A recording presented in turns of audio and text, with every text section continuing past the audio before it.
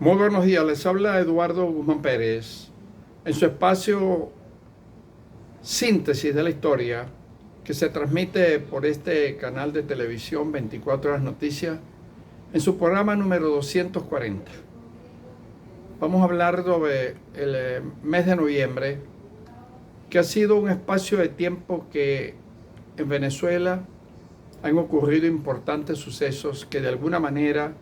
han fracturado la historia política y militar del país. El 13 de noviembre de 1950 ocurrió un suceso importante en nuestra vida republicana, política y militar, como fue el magnicidio en la persona del teniente coronel del ejército Carlos Delgado Chalbaud, para el momento presidente de la Junta Militar de Gobierno. Este mismo oficial, que había ingresado como oficial asimilado a las Fuerzas Armadas, específicamente en el componente ejército, en el año de 1940, junto con el alto mando militar de la época y el grupo de oficiales que se llamó la Logia de los Peruanos, había derrocado 3 años atrás, el 24 de noviembre de 1948, el gobierno constitucional del presidente Rómulo Gallegos. Y 3 años atrás, junto con la misma logia militar egresada de la Escuela de Chorrillos del Perú en sus cursos de artillería y de Estado Mayor, ese mismo movimiento liderado por el mayor Marco Pérez Jiménez, con el apoyo de oficiales de las primeras promociones, de los primeros puestos de esas promociones, alférez mayores, alférez auxiliares y alférez ayudantes, habiendo derrocado el presidente Isaías Meirán Garita. 2 importantes eventos que de alguna manera unos fracturaron y otros quebrantaron la historia de Venezuela, como fue el caso del derrocamiento del presidente constitucional Isaías Meirán Garita ese 18 de octubre de 1945. Y posteriormente este mismo grupo de oficiales de primera formación académica, repito, alférez mayores, alférez auxiliares de las promociones del 34, del 36 y del 35, decidieron cambiar el curso de la historia de Venezuela. Allí dentro de ese grupo inicial estaba el teniente coronel Carlos Delgado Chalbaud, un brillante oficial, polímata, estudioso de las ciencias matemáticas y físicas, como profesor que fue de la Academia Militar de Venezuela. Participó decididamente ese 24 de noviembre de 1948 en deponer el régimen del presidente Rómulo Gallegos, que había sido electo en las elecciones libérrimas y presidenciales de el 1 de diciembre de 1947. 9 meses más tarde, ante el cúmulo de violencia que desarrolló el Partido de Acción Democrática, de sectarismo político, de persecuciones, misma actitud que sostuvo cuando Rómulo Betancourt fue presidente de la Junta Militar, los 20 meses luego del derrocamiento del presidente Meirán Garita, llevaron nuevamente a derrocar, de acuerdo con el documento oficial presentado por las Fuerzas Armadas ese 25 de noviembre, en una situación insostenible de anarquía, de violencia, de bandas armadas, de grupos de acción democrática que perturbaban la paz ciudadana. No se había dado continuidad a las obras importantes para la regeneración de un país miserable, analfabeta y enfermo como era la Venezuela, con 2 millones de habitantes en 1948. Ese mismo oficial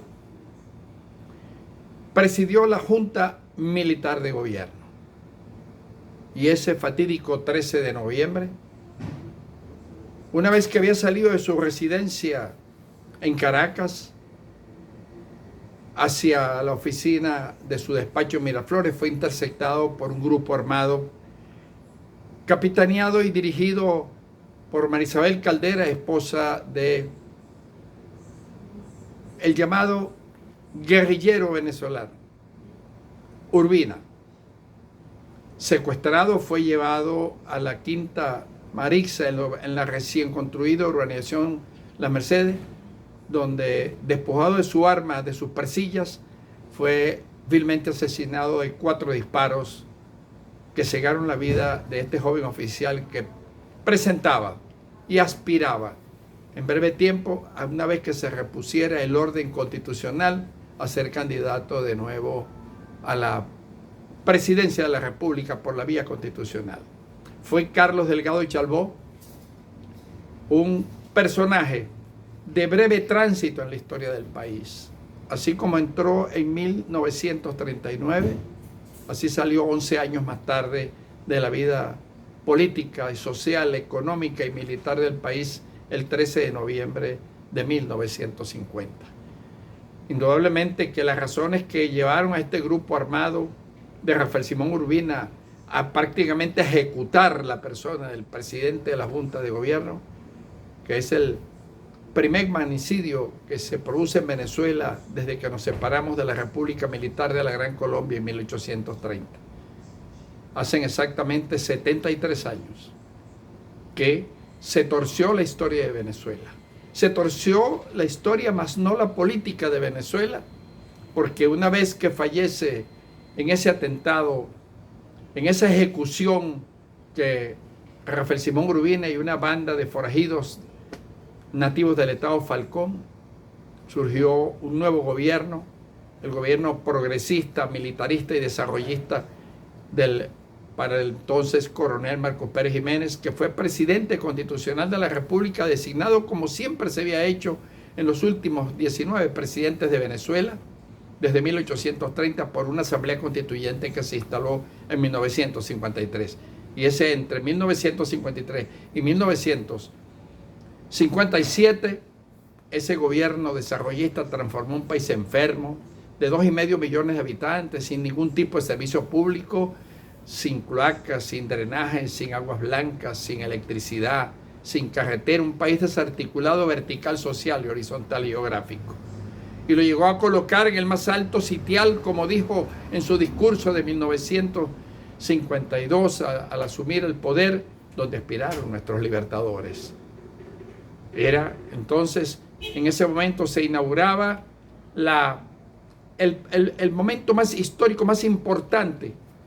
que un jefe de Estado que hasta ahora ha sido insuperado haya llevado a Venezuela a ser el primer país en desarrollo, en organización institucional de Hispanoamérica. Ese 13 de noviembre, volvemos, se cometió,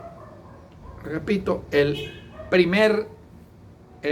magnicidio de Venezuela en la persona del teniente coronel Carlos Delgado y Chalbaud. Les habló Eduardo Guzmán Pérez para su programa número 245, Síntesis de la Historia, que se transmite por su canal 24 Horas Noticias Televisión y por el canal venezolano 116 Oasis Televisión, un canal para gente como usted.